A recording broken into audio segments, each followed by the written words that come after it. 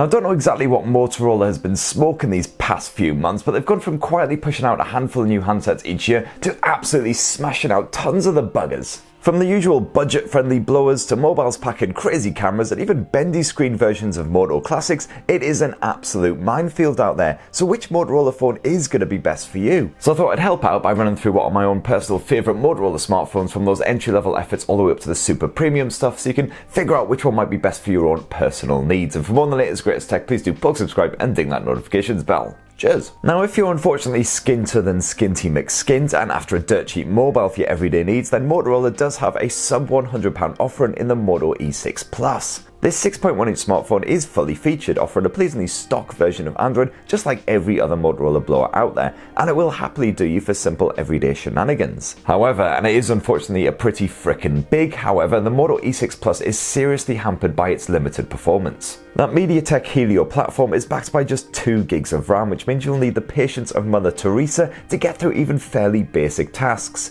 You can expect stutters aplenty, while the battery life is also less than stellar. Hence, I would definitely recommend scraping together just a little bit more cash if you can, and plumping up £140 for the Moto G7 Power. A meaty 5000 mAh battery is crammed inside of Moto's shiny shell, and as the name of this phone hints quite heavily, this means plenty of power whatever you're up to. When I first reviewed it, the G7 Power happily survived for 2 full days between charges, even with plenty of movie streaming and gaming on the move. And that's not just down to the battery capacity, of course. You also get the power-efficient Snapdragon 632 platform backed by 4 gigs of RAM, which provides a smooth everyday experience without draining that juice. Plus, the stock version of Android also makes for a nice clean, smooth running.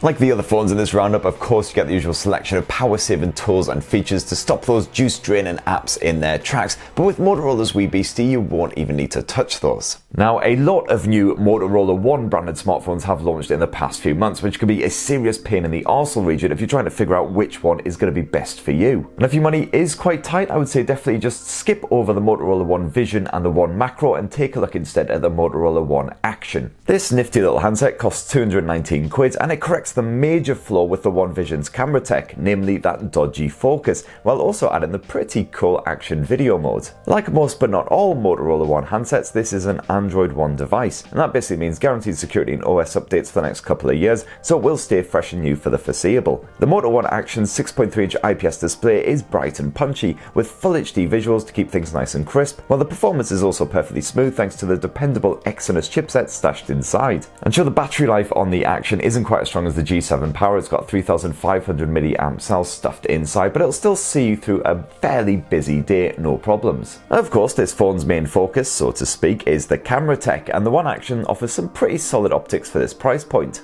The triple lens setup is bolstered by Motorola's AI tools, which can occasionally sort out a slightly dodgy shot. Plus, of course, you've got the ability to shoot 4K home movies with both the rear and the front-facing cameras. And that is all before you even touch on the funky action cam mode, which stabilizes video shot at speed. I've gone and done a full review of the Motorola One Action's camera tech as well as the actual smartphone itself, so go check those out for all you need to know. Alternatively, for just a wee bit more cash, you can also bag yourself the Moto G8 Plus, which launched at the tail end of 2019, just 6 short months after the Moto G7 Plus hit stores. Now, because of that slender time frame, the Moto G8 Plus isn't a huge step up over the previous generation in terms of the spec and features that are almost the same. The main differences are an upgrade to the camera tech. You've now got a triple lens setup, and it's also been given a bit of a kick up the arse in terms of performance. The Moto G8 Plus is another 6.3-incher, which serves up a smooth everyday user experience. This time, the respectable performance comes courtesy of a Snapdragon 665 chipset. That 4000 mAh battery happily keeps you going till you're all tucked up with Teddy at night, while the triple lens camera is like a supercharged version of the Moto One Action's effort. The Moto G8 Plus is basically an incremental upgrade over the Motorola One Action, but it's definitely worth that extra bit of scratch if you've got it. Again, I've done a full camera review and in-depth review of the phone itself, so go check those out for all you need to know about the Moto G8 Plus. Now, the next Motorola phone on the list is another jump up in price. It's the Motorola One Hyper, the latest Moto smartphone to hit UK stores for a SIM-free cost of 270 quid. The Hyper's main trick is definitely its pop-up selfie cam, which means you get a full view notch-free 6.5-inch display, perfect for a proper bit of Netflix binging on the bus. Of course, it's incredibly rare to find a notchless screen at this price point, and that Full HD Plus IPS panel serves up crisp, natural looking visuals. So if you're after an affordable media machine, then definitely consider the Hyper. And the Motorola One Hyper isn't just a one-trick pony either. You'll also find a meaty 4000 mAh battery stuffed inside, which supports 45-watt hyper charging, although annoyingly you will have to buy that charger separately. You only get a turbo powered 27-watt adapter bundled in the box. Meanwhile, the Motorola One Hyper's dual lens rear camera can capture up to 64 megapixel photos, coping well with a range of conditions, just like the Moto G8 Plus. It is a shame that the Hyper has a plastic frame when many rivals do go for glass these days, but it's still a damn stylish finish, so I'll let it off. And meanwhile, the most expensive of Motorola's Motorola One handset lineup is the Motorola One Zoom, which costs close to 400 quid, definitely serious mid-range mobile territory, but it does also boast posh, fancy features that you won't find on those cheaper handsets, like an OLED screen, a quad-lens camera setup, and an in-display fingerprint sensor. From a design standpoint, the Motorola One Zoom is certainly a step up in class with a satin metallic style sheen and swanky LED logo, which also doubles as a notifications light. That OLED panel is super vibrant with impressive contrast too,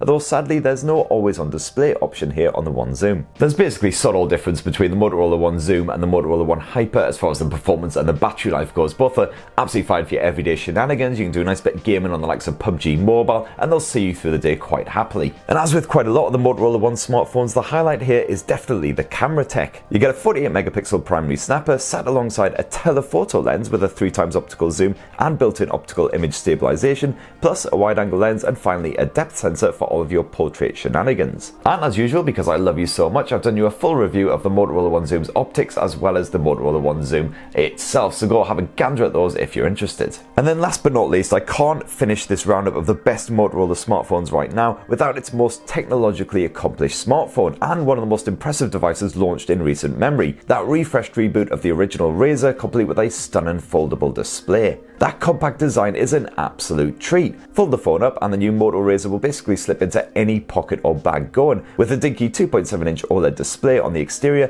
for checking notifications and interacting with apps. Flip the phone open and you reveal a stunning 6.2-inch display that's free from creases or bumps, so you don't need to compromise when it comes to gaming or watching movies. It's undoubtedly seriously smart next-gen tech, though unfortunately the Motorola Razr does seem to be rather limited when it comes to the performance, the battery life and the camera tech. It's an unfortunate compromise caused by, of course, that very funky design. Now I'm hoping to bring you a full review of the Motorola Razr smartphone very shortly, as well as of course every other mobile phone to hit the UK, from the budget-friendly blows all the way up to the really premium flagship stuff. So please do poke, subscribe and ding that notifications bell to be the first to see all that shenanigans going live, and have yourselves a lovely week, people. Cheers for watching. Love you.